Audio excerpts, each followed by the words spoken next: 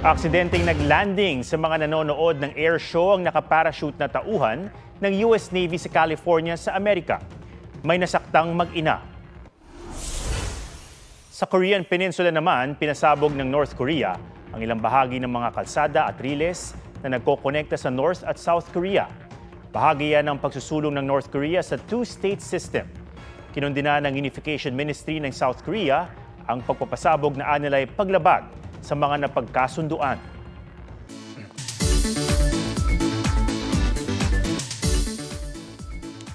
Hagdang-hagdang ganda ang hatid ng ilang pasyalan sa Luzon, gaya sa Nueva Vizcaya na mala rice terraces ang hulma ng isang talon.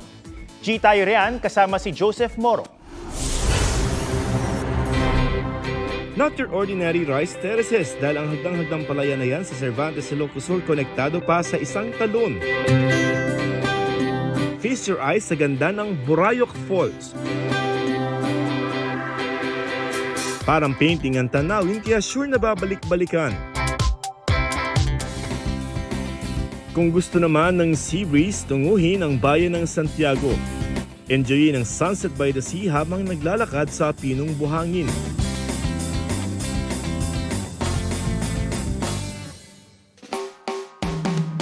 Step up naman ang ganda ng Banti Falls sa Bangbang, Nueva Vizcaya, rock formation at tila nakahulmang hagdan.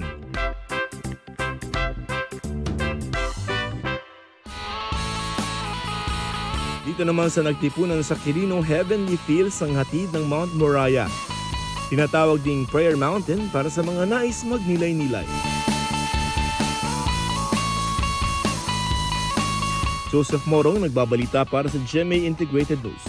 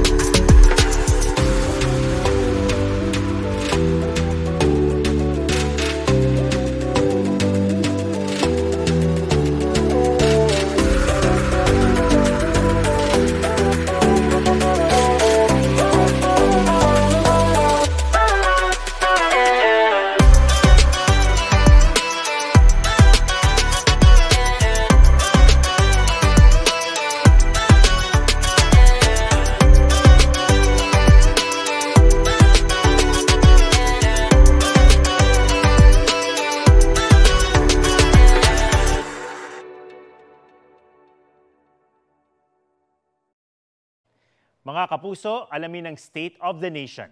Mag-subscribe sa GMA Integrated News sa YouTube. Sa ating mga kapuso abroad, samahan nyo kami sa GMA Pinoy TV at sa www.gmanews.tv.